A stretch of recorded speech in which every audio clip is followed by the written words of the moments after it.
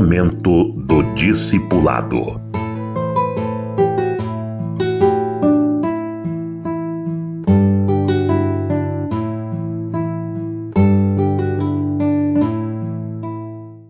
Eu quero falar nesta reflexão sobre a igreja, o ambiente da igreja como cidade de refúgio para os discípulos.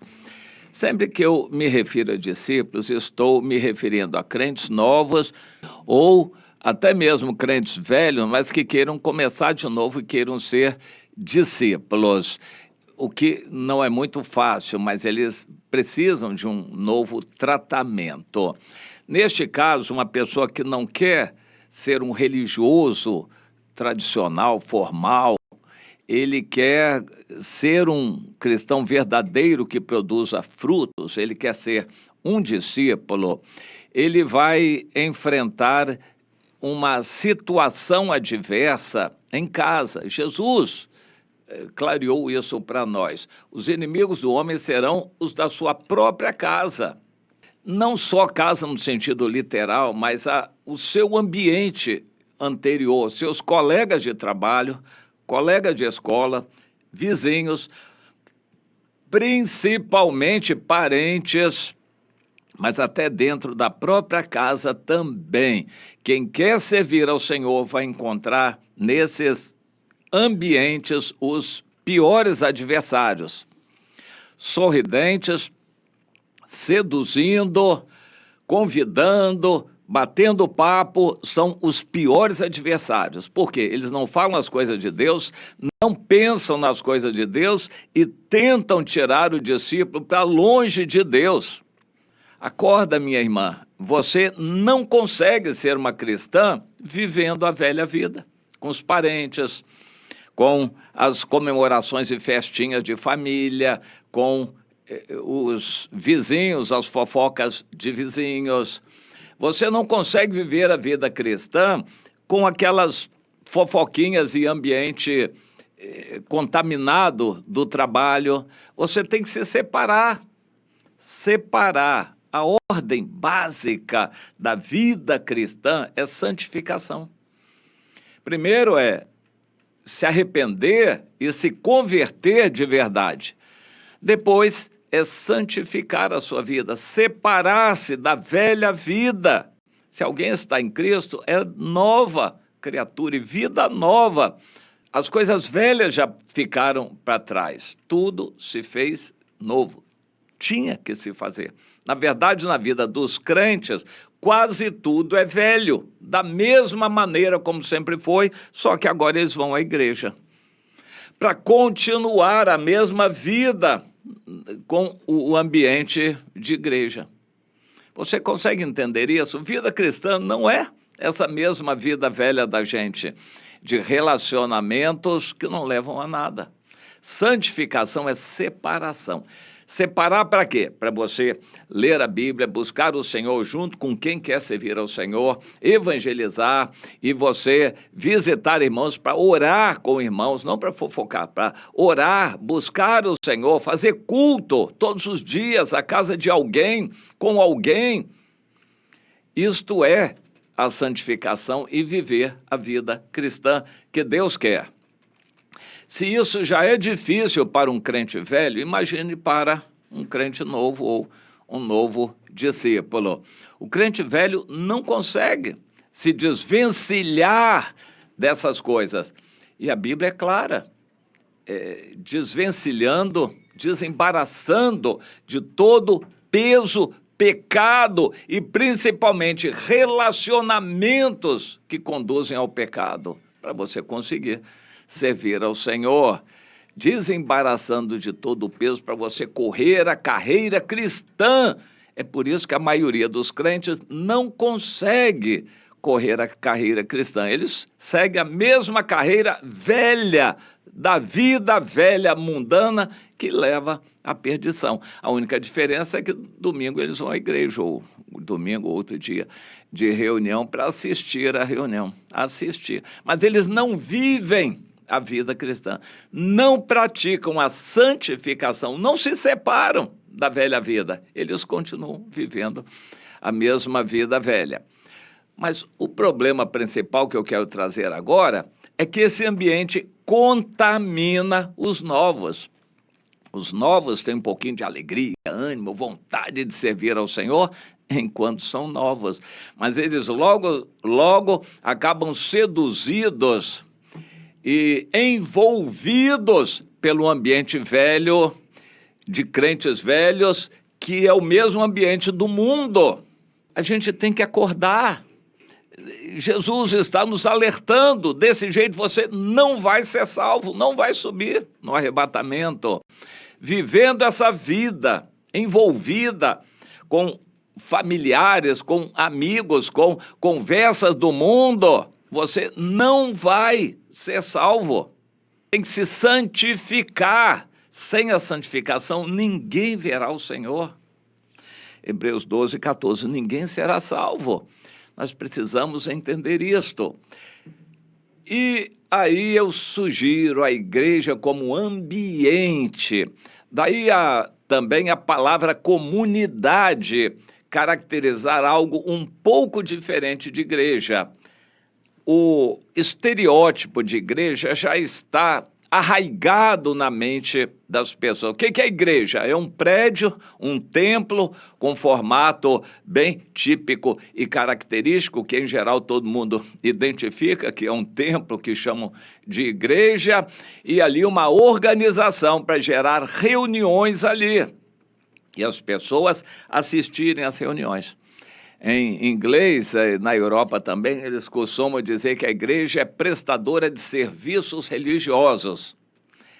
E isso é igreja para eles. Lá onde está aquele templo, aquelas cadeiras, aquele púlpito lá na frente e um ritual, as liturgias, para gerarem uma reunião para as pessoas assistirem. Depois elas voltam para casa para viver a mesma vida que sempre viveram, como o mundo vive. Alguns detalhes, né? Apenas não fumam e não bebem, nem sei se todos, mas não bebem, mas no mais a vida é exatamente igual a do mundo. Trabalho, família, fofoca, televisão, dinheiro e vaidades, moda, enfim, é igual a vida do mundo. A salvação para pessoas que vivem assim, a Bíblia deixa isso bem claro, sem santificar-se, sem se separar desse ambiente velho, não tem jeito para você. Então, fazer o quê? Pois é, a palavra comunidade tem um conceito um pouco mais amplo do que igreja, porque significa pessoas que vivem uma vida comum. É o que a Bíblia traz no livro de Atos dos Apóstolos. A palavra igreja nos evangelhos aparece uma ou duas vezes no máximo. E no livro de Atos dos Apóstolos, a palavra comunidade aparece mais também, discípulos. E a gente precisa focalizar isso. Discípulos são pessoas que são ensinadas a viver em comunidade, em comunhão uns com os outros e praticarem atividades do reino de Deus. Quando a gente vai visitar o irmão, não é para bater papo e saber como é que está o campeonato de futebol, é para a gente conversar sobre a vida deles e orar. Os crentes só conversam superficialidades. Raramente um crente conversa com outro, o seu íntimo, desabafa, conta seus pecados, se arrepende, chama outro irmão para orar. Dificilmente um crente chama outro para isto.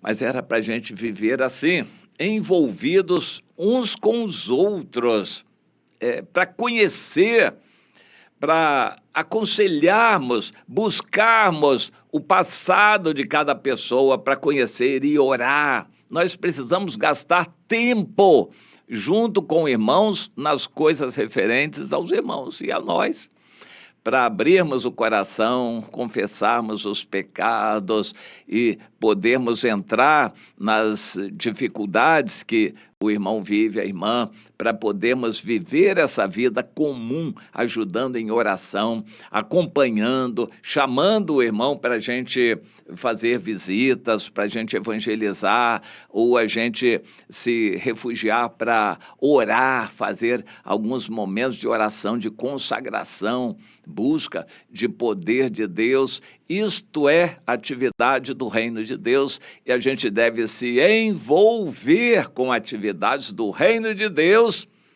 para não nos misturarmos com o mundo e o ambiente velho que a família em geral quer levar a viver.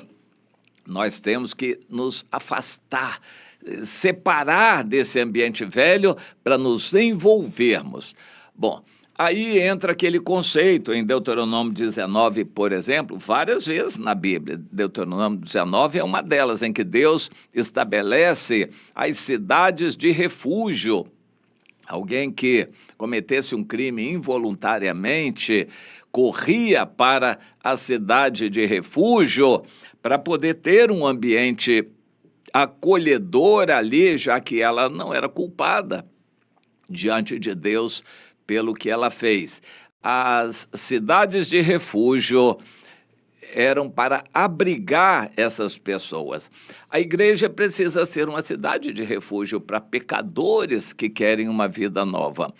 Mas o que as igrejas fazem é o seguinte: você vem para a igreja, toma a decisão, aceita Jesus, depois vai para casa, para voltar na outra reunião em geral, dali a uma semana. A pessoa não aguenta. Uma semana no mesmo ambiente velho, para só depois receber, uma semana depois, um pouco mais de alimento religioso, não dá. Ele não vai aguentar uma semana. Satanás vai trabalhar, essa pessoa vai ser envolvida com a velha vida, dificilmente ela vai conseguir se estabelecer em uma vida nova. Você entende isto? Nós temos que criar um ambiente para o discípulo. O que você faz na segunda e na terça-feira, na quarta, na quinta-feira? Nós temos reunião aqui na quinta, então na sexta-feira, o que nós vamos fazer? O que você vai fazer? Como você vai estar ocupado? Eu quero saber para poder te ajudar. Vamos ocupar o discípulo com atividades concernentes ao reino de Deus. Eu costumo dizer que quando a pessoa toma uma decisão evangelizada direito, o discipulado começa no dia seguinte. Na verdade, começa já no dia, mas suponhamos que já tenha sido vencida aquela etapa, a pessoa foi esclarecida, evangelizada, tomou a decisão. No dia seguinte já tem que começar o discipulado e no outro dia também. Nós temos que acampar com essa pessoa todos os dias nas primeiras semanas. Não é a vida inteira, não. Isso deixa para depois, é algo que Deus vai fazer. Mas no início, o novo convertido, o novo discípulo, não pode ficar sozinho. Todos os dias ele tem que ser envolvido com o amor dos irmãos num ambiente de refúgio. Porque na casa dele ele encontra guerra espiritual, vão criticá-lo. No ambiente de trabalho, ele vai encontrar guerra espiritual. Na vizinhança, ele vai encontrar guerra espiritual. Os antigos amigos de copo, de prazer, de futebol, de festa, disso e daquilo, vão fazer guerra espiritual contra ele. Vai ser muito difícil ele se separar do velho ambiente, se ele não tiver um novo ambiente. Nós temos que criar como refúgio um novo ambiente para o crente novo, o discípulo novo, a pessoa que quer se firmar no Senhor. Entenda isso para você fazer a sua parte. Se Deus colocar uma pessoa nas suas mãos, é para você envolver essa pessoa todos os dias.